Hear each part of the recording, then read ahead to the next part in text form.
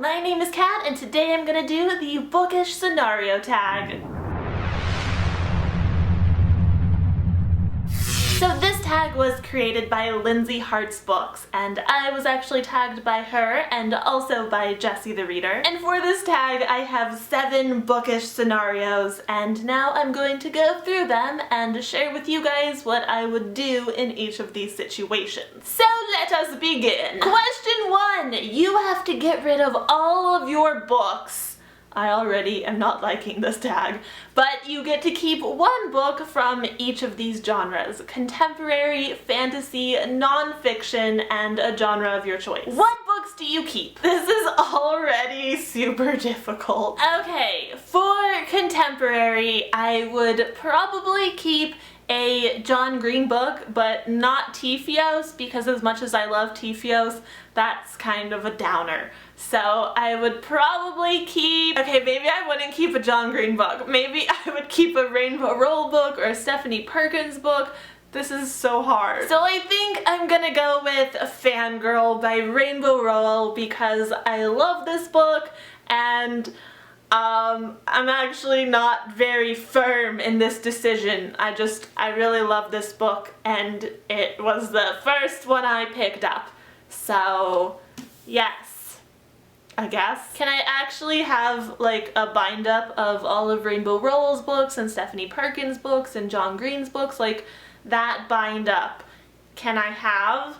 And that is my decision. For fantasy, I'm gonna go with Harry Potter because Harry Potter, and let's just pretend there's a bind up of the entire series that I can claim. For nonfiction, I really only own 2 types of nonfiction books, and those are books on the Korean language and books on writing craft. And since I can probably find plenty of Korean language information on the internet, I'm going to be keeping some writing craft books, and I'm going to pretend that these Donald Mass books are a bind up, and I can keep all 3 of them because they're all so good. Writing the breakout novel and the fire in the fiction and writing 21st century fiction, they're all so good. And yeah, even though I've read them all multiple times, I would like to keep them in a pretend bind up because they're just filled with so much good information, I can't part with them. For the genre of my choosing, I'm gonna go with paranormal, and the books I chose for this, of course it's books, multiple. Daughter of Smoke and Bone series by Lana Taylor. We're gonna pretend yet again that this is a single book in bind-up form. And this could probably count as fantasy, but I'm gonna call it paranormal. Maybe urban fantasy, but either way I love this series and I would like to keep it.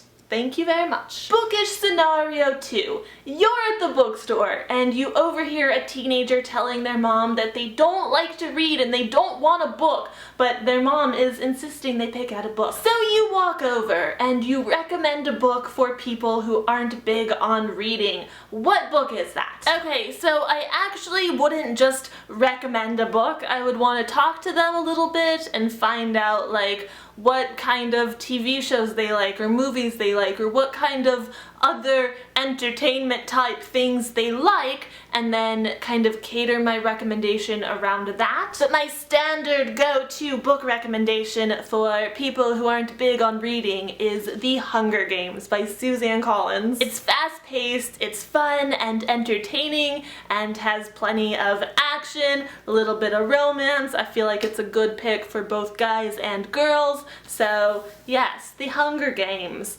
If you have not yet read this book, I'm honestly just impressed, because how long have you been in the booktube world and you haven't picked this baby up yet?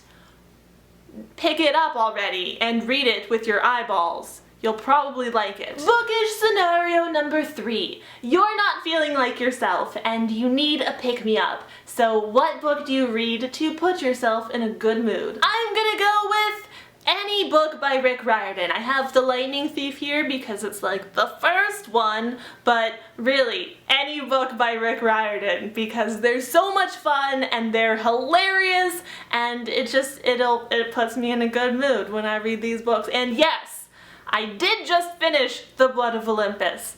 Video on that coming soon. Bookish scenario number 4. You go back in time to your teenage years. What book are you most likely to catch yourself reading? For this one, I'm gonna go with Harry freaking Potter. You don't understand. He's a legend, man. When I was a teenager, seriously, I grew up with Harry. That series was such a large part of my teenage life. So, Harry Potter. Bookish scenario number 5. Your friend surprises you with a 4-day trip and you have 1 hour to pack. What book are you going to bring along to read on the ride? So I'd probably just bring the next book in my TBR pile, and at this moment in time, that just so happens to be The Raven Boys by Maggie Stiefvater. It's not really like a light road trippy book, but it is a very good book, and it is the next book in my TBR. It's a reread, but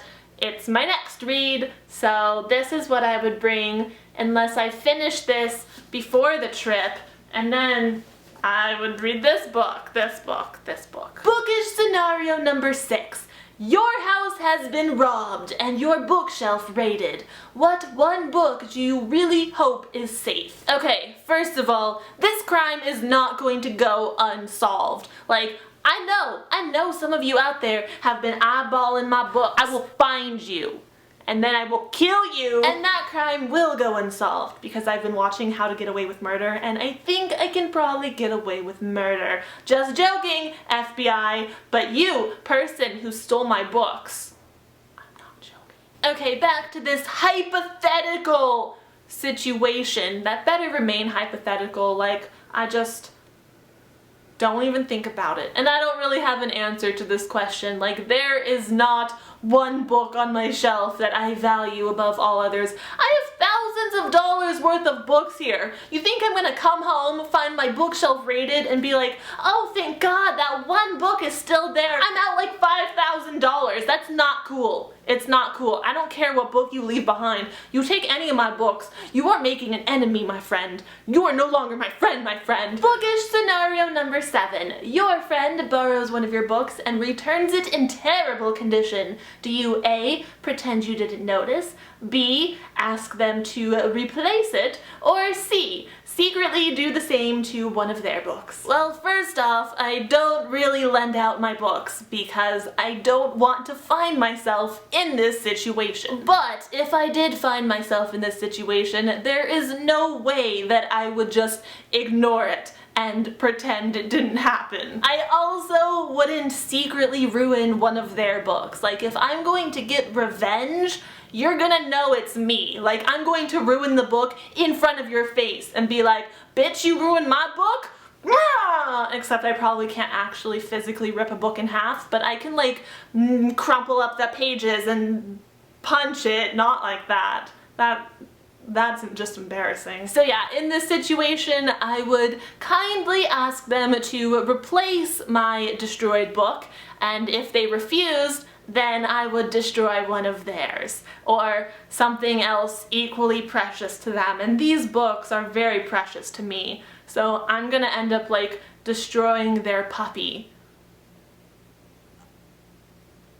Alright, there you have it. That was the Bookish Scenario Tag, and that is everything I had for this video today. Thank you so much for watching. I hope you enjoyed it. I hope you have a great night, and I will have another vlog up soon, so I will see you then. Goodbye! Ooh, sorry, I almost actually knocked you over. The bookshelves are back! I'll just slowly duck out of sight so you can look at the shelves, because I know that's what you want.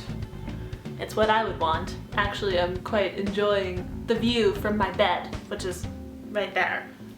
Behind you. Not actually behind you. That'd be weird. Bookish scenario number 4. You go back in time, right? To your teenage years. Okay, what book? You're not feeling like yourself, and you want, what do you want? You need a pick-me-up. What book do you read to put yourself in a great mood? If you don't replace my book, then you're gonna lose Fido. I'm not your friend, man. I'm not your man, dude. I'm not your dude, bro.